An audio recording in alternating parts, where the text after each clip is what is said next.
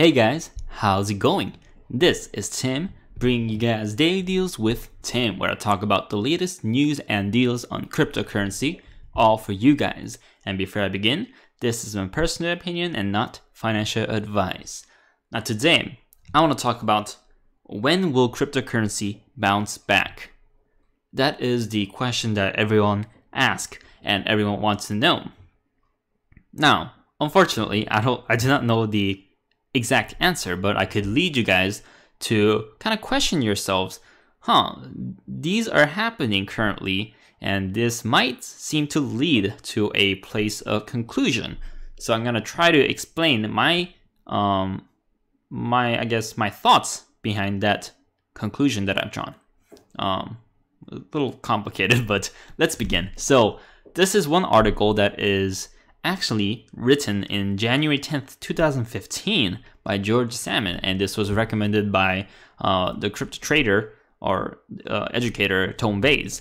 And this article says, when will the price of Bitcoin bottom out? Now, even though this was set in 2015, it still applies today because Bitcoin has the same volatility as back then, and this was during the, I believe, the 2-year bear market. And one thing that this article talks about is capitulation and panic selling.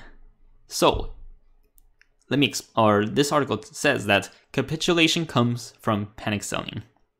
Capitulation is the final phase in an extreme downtrend where sellers are willing to get out at any price, which the term panic selling comes from. Happens in a tremendous downside volume at a time where there's no buyers to be found. And this can be called a buying strike. And as you can see in the chart, capitulation is right here. We might be going down the stair of hope, and people are losing hope. And there might be a final push towards the capitulation where there's big downward pressure. And when people are panic selling and price tanks down, that might be an opportunity for a massive buyer. Oh, sorry about that. Let me just mute this really quick. But yeah, that is the general idea behind capitulation and panic selling. And this is another chart that is really helpful. It's called the fear and greed cycle chart. Now it goes up from optimism to euphoria, and when it comes back down, goes anxiety, denial, fear, desperation, panic, capitulation, and goes the lowest. There's depression, but when it comes back to hope, relief, and back to optimism. So this is a S&P chart from 2007, and as you can see, when there is a big drop towards a selling pressure, that's when the capitulation happens, and from there on comes recovery. So I think the same thing might happen to Bitcoin, or at least in a pattern basis. Bitcoin follows a similar pattern. And this was during the Bitcoin bear market, and it's keep going down. And when the downside volume increases in acceleration until it feels like it's going to zero, that's when the buying pressure is over, and then the buyers come in, seize the opportunity, and goes back up in recovery. Now, if you look at the current Bitcoin chart, we have come down quite a bit from the all-time high. From 20,000 to around 6,700, that's around 65 to 70% drop. Now, if it was me, I think that is a pretty good pullback.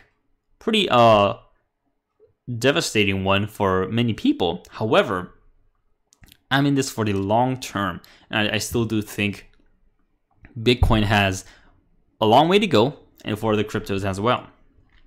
Now, people might have thought that during the early February, that this was the capitulation.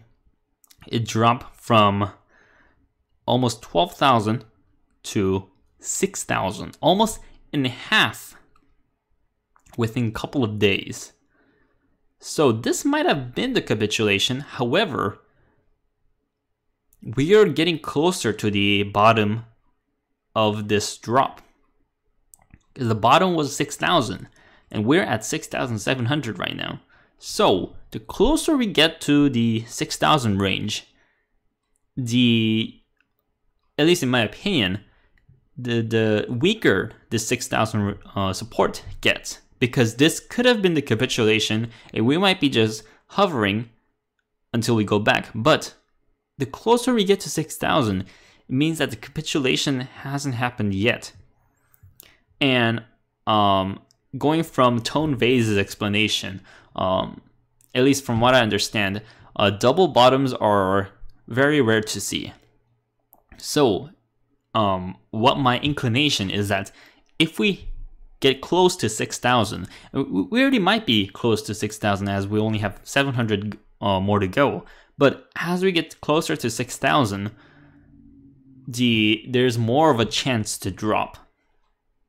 And this drop might come in quickly, or it might take a little bit more. But all my thinking, or what I'm thinking right now, is that if the price jumps from here on, I think this 6,000 might have been the capitulation and we might be heading upwards. However, the pressure, the selling pressure so far tells me that we haven't had the capitulation yet.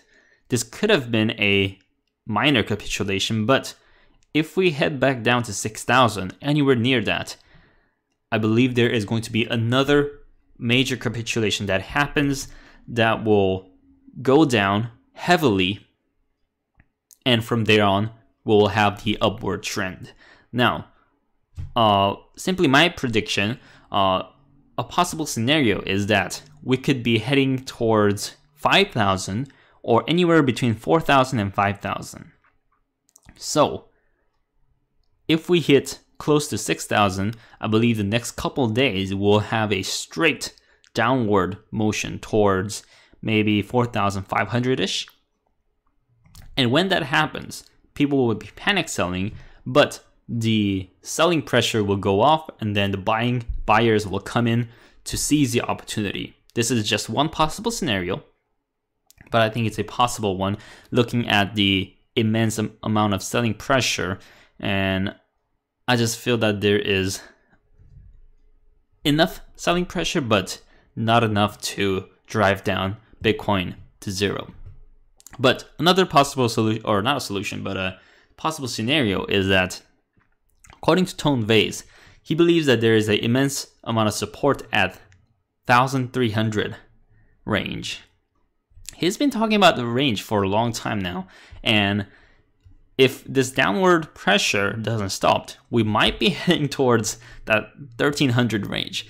I think it's very doubtful, but it can happen. But at least for right now, most likely scenario is if we hit around the 6,000 again, then we will head down for another capitulation, probably around 4,000 or 5,000, and then from there on, we'll have the buying pressure back in to go back on an upward trend.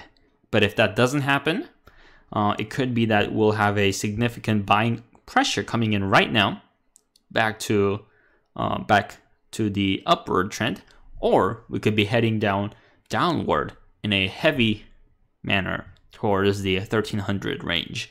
But that is simply my predictions or possible scenarios for right now.